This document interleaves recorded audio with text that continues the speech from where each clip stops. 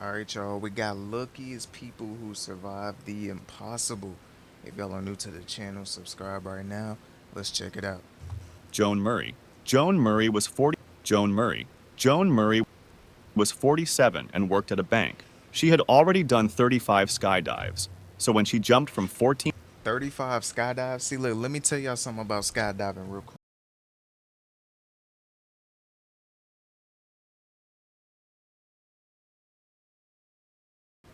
Listen, hold on.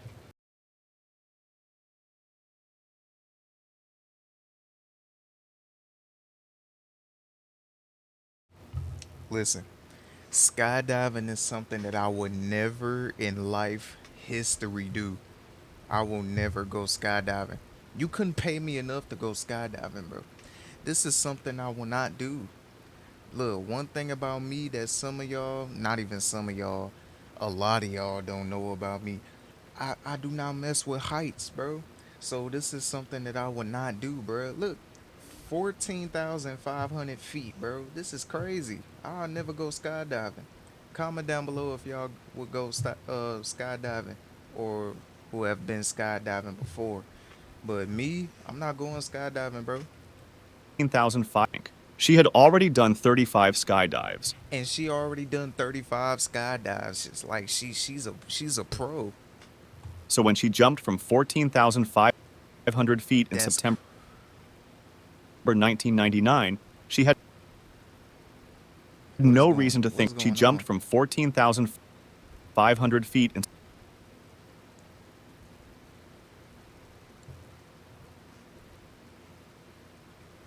I don't know why that 100 video. feet in September Okay, 1999, here we go. she had no reason to think this one would be any different. She pulled her main parachute, but it didn't open. After a few tries, she reached for her backup chute, and it opened.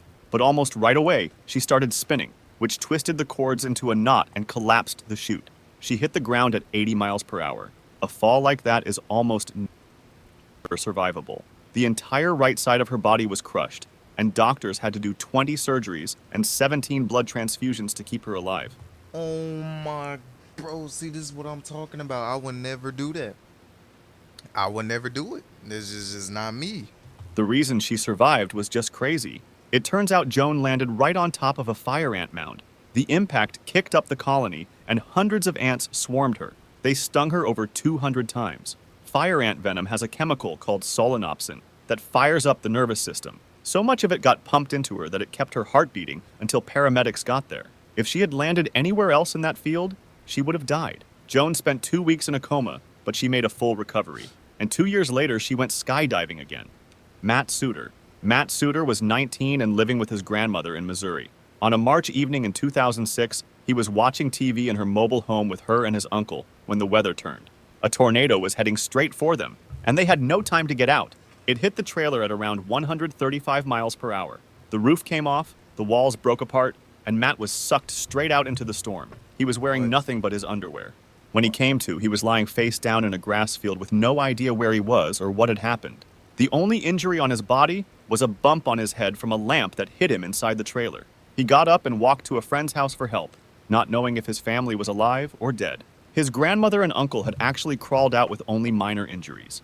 They had gone looking for Matt, expecting to find a body, but he was already safe at a friend's house a quarter mile from where the trailer used to be. Rescuers later measured how far Matt had been thrown and got 1,307 feet. Guinness World Records confirmed it as the farthest anyone has ever been flung by a tornado and survived, beating the previous record by over 300 feet. Anatoly Bugorsky.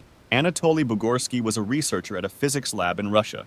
On July 13, 1978, he was checking a broken part inside the lab's particle accelerator, but the safety systems had failed, and the machine was still on. As he leaned in, a beam of protons moving near the speed of light shot straight through his skull. It went in through the back of his head, passed through his brain, and came out his nose. He saw a Wow. flash brighter than 1,000 suns, but didn't feel any pain. The amount of radiation that hit him was about 300 times what it takes to kill a person. No one should survive that. But because the beam was only a few millimeters wide, the damage stayed in a narrow line instead of spreading through his whole body. And by sheer luck, that line missed his brainstem. A few millimeters in any direction, and he would have died on the spot. He lost hearing in his left ear, and the left side of his face became paralyzed. He started having seizures, but his mind stayed sharp, and because that side was paralyzed, it never got wrinkles. To this day, one half of his face looks decades younger than the other. Bugorsky went on to finish his PhD. He kept working at the same lab where it happened into his 80s. Ludger Silbaris. Ludger Silbaris was a worker living in the city of Saint Pierre on the Caribbean island of Martinique. On the night of May 7th, 1902, he got into a drunken bar fight and was thrown in jail. The next morning, Mount Pelée erupted. A wall of burning hot gas and ash tore down the mountainside at over 400 miles per hour, with temperatures above 1,800 degrees Fahrenheit. It hit Saint Pierre in under 2 minutes, melting glass and setting buildings on fire instantly. Around 30,000 people died in minutes. Silbaris was still locked in his cell. It was a small stone room, partly underground, with thick walls and only a tiny slit near the top of the door for air. Some of it got in through the slit and burned his skin, but the walls held and took the worst of it. He pressed himself into the far corner and waited. Rescuers reached the jail 4 days later and heard faint tapping from inside the cell. Silbaris was badly burned but alive. Out of the entire city, he was one of only 3 survivors. He was pardoned for his crimes and later joined Barnum and Bailey's circus, where he toured as the most marvelous man in the world. The only reason he was alive was because he got drunk and picked a fight the night before. Nita Jugi. Nita Jugi was a 12-year-old girl from India who had been dealing with headaches, seizures, and weakness for over 2 years. No one could figure out what was wrong with her. Then her symptoms got so bad that she became paralyzed on her right side and couldn't feed herself. Her What? parents rushed her to the hospital, where doctors ordered a brain scan. What they found was something no one expected. A tapeworm larva had been living inside a cyst in her head for almost 10 years. It had grown so big it weighed over a pound and a half and was nearly the Hold on. Whoa. What the? size of her entire brain. The Bro. Hold on. Let's run this back.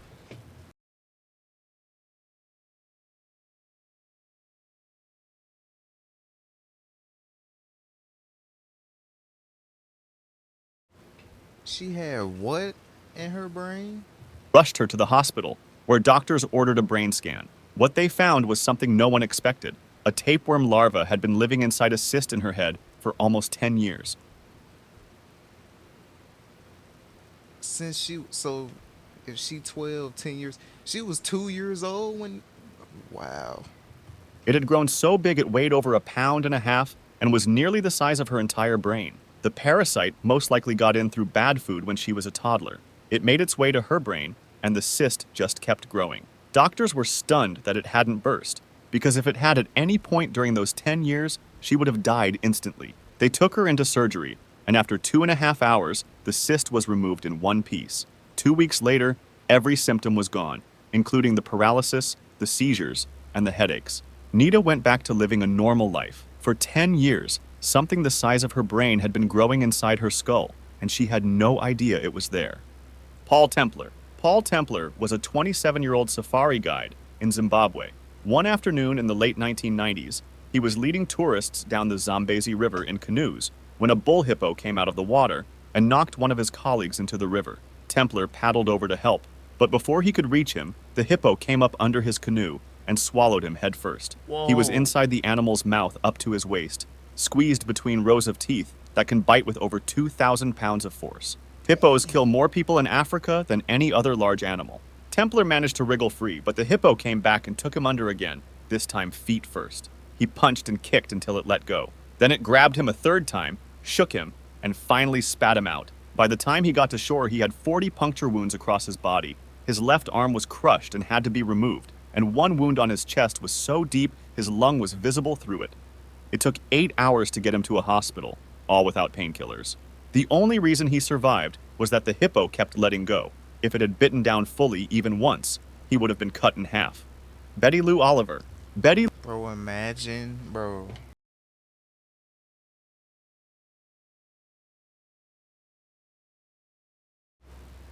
Bro, imagine getting eaten by a hippo, bro, and he bite down on you. That's 2,000 pounds of straight force. Like, like, bro, that is insane, bro. Lou Oliver was 20 years old and working as an elevator operator on the 80th floor of the Empire State Building. On the morning of July 28, 1945, a thick fog had rolled over New York City, and a B-25 bomber pilot flying through it was too low. His plane slammed into the building between the 78th and 88th floors, killing the pilot, his crew, and 11 people inside. Betty was thrown by the blast and hit a wall. She had burns across her body, a broken pelvis, a broken back, and a broken neck. First responders arrived and loaded her onto a stretcher. To get her down to the ground floor, they put her in another elevator. But the crash had weakened the cables, and as the car passed the 75th floor, they snapped. Betty dropped 75 stories down the shaft. What? She survived that too. The broken cables had fallen to the bottom of the shaft before she did, and piled up like a coil, which cushioned the landing. On top of Wow. that, the sealed shaft trapped air under the falling car and slowed it down just enough. Betty spent several months in the hospital, but made a full recovery. She had survived a plane crashing into her building and a 75-story elevator fall, back to back in the same morning. Danny Dang. Pienaar. Danny Pienaar was a research student studying rhinos in South Africa. One afternoon in January 1998, he went out tracking alone without telling anyone where he was going. While wading through a stream, he felt a burning pain below his knee. When he looked down, he saw 4 small holes and a drop of blood. He had been bitten by a black mamba. Black mamba venom attacks the nervous system and shuts the body down fast. Without antivenom, the bite is 100% fatal. Most people die within hours, some in under 30 minutes. Pienaar was alone in the bush, hours from any hospital. He tied a belt around his leg and ran to his car. He started driving over 100 miles per hour, but the venom was already taking over. His vision was narrowing and his hands were going numb. So when he spotted another car on the road, he forced it to stop, and they rushed him the rest of the way. By the time they reached the hospital, over 2 hours after the bite, he could no longer talk or swallow. Doctors gave him antivenom just in time. If the bite had landed on his chest or neck instead of his leg, the venom would have reached his brain in minutes, and he never would have made it to the car. Pienaar made a full recovery. Anna Bogenholm. Anna Bogenholm was a 29-year-old doctor from Sweden. On May 20th, 1999, she was skiing with friends near Narvik, Norway, when she lost control and fell headfirst into a frozen stream. She broke through the ice but got stuck, leaving her trapped upside down in the freezing water. 2 friends tried to pull her out, but the ice was too thick, so they called for help. Anna found a small air pocket under the surface and kept breathing for about 40 minutes before her body shut down. Without that air pocket, she would have drowned in minutes. By the time rescuers cut through the ice, she had been under for 80 minutes. Her body temperature had dropped to 56.7 degrees Fahrenheit, the lowest ever recorded in anyone who survived. She had no pulse, no breathing, and no brain activity. As far as anyone could tell, she was dead. At the hospital, over 100 doctors and nurses worked in shifts for 9 hours to warm her blood using a machine. Then her heart started beating again. The freezing water that should have killed her had actually cooled her brain so fast that it barely needed oxygen, which is why she came back with no brain damage at all. Anna made a full recovery and went back to work as a doctor at the same hospital that saved her. Ewa Dang. Wisniewska. Ewa Wisniewska was a German paraglider training for the World Championships in Australia. On February 14, 2007, the sky looked clear, so she took off. But shortly after, a massive storm formed right above her. The updraft caught her and started pulling her straight up. She had no way to fight it. Within minutes, she was rising at over 40 miles per hour, and the higher she went, the colder and darker it got. Lightning was going off all around her, and hail the size of tennis balls was hitting her from every direction. Then she blacked out. While she was unconscious, the storm carried her to 32,634 feet. That's higher than Mount Everest and near the cruising height of a passenger jet. At that height, there's almost no oxygen, and the temperature drops to around minus 40 degrees. Her body was covered in ice. Without gear, a person can only last a few minutes up there. She was up there for close to an hour. About 40 minutes later, she woke up. She was still on her paraglider, frozen, bruised, and barely able to move her hands. But she managed to steer herself down and landed on a farm, 37 miles from where she started. One of Australia's top paragliders said her survival was like winning the lottery 10 times in a row. Truman Duncan. Truman Duncan was a 40-year-old railroad worker in Claiborne, Texas. In June 2006, he was riding on the front of a slow-moving train car heading to a repair dock, something he had done hundreds of times. This time, he slipped and fell between the cars. He tried to run, but the wheels caught his lower body and dragged him about 75 feet down the tracks before the car stopped. The train had cut him nearly in half through the pelvis. One leg was completely gone, and the Ooh. other was hanging on by a single strip of muscle. Ooh. Duncan was still conscious, and he pulled out his cell phone and called 911 himself. Then he called his family. It took paramedics 45 minutes to find him in the massive rail yard, and he stayed awake the entire time. The reason he didn't bleed out was that his body went into a kind of emergency shutdown. Blood flow slowed to protect what was left. His heart, lungs, liver, and one kidney were all still working because the cut happened just low enough to miss them. A few inches higher and it would have gone through his organs. Duncan went through 23 surgeries over 4 months. He now uses a wheelchair, but he made a full recovery and went back to work at the very same rail yard where it Wow. happened. Tsutomu Yamaguchi. Tsutomu Yamaguchi was a 29-year-old engineer working for Mitsubishi. On August 6, 1945, he was in Hiroshima on a business trip when the United States dropped the first atomic bomb. It went off about 2 miles from where he stood. The blast knocked him off his feet, blew out his eardrums, burned the left side of his body, and blinded him. When he could see again, the city around him was gone. He spent the night in the ruins and got on a train home to Nagasaki, thinking he was heading somewhere safe. On August 9th, he showed up to work covered in bandages and started telling his boss what had happened. His boss didn't believe him. He thought Yamaguchi was exaggerating, that one bomb couldn't wipe out a whole city. While Yamaguchi was in the middle of explaining, the second atomic bomb went off, again about 2 miles away. His coworkers dove for cover the way Yamaguchi had just described, and that may have saved their lives. Between the two bombs, over 200,000 people were killed, but Yamaguchi survived. He is the only person the Japanese government has officially said survived both blasts. If he had been a little closer to either one, he wouldn't have made it. He lived to 93 and spent his last years speaking out against nuclear weapons. Wow. If you'd like to see more videos like this, make sure to subscribe and feel free to drop suggestions for the next video in the comments. Man, y'all let me know in the comments down below how y'all feel about this. And also comment down below what y'all think I should react to next. If y'all are new to the channel, subscribe right now. As y'all can see right there, subscribe right now. I love y'all. Stay blessed. And we out of here. See y'all in the next one.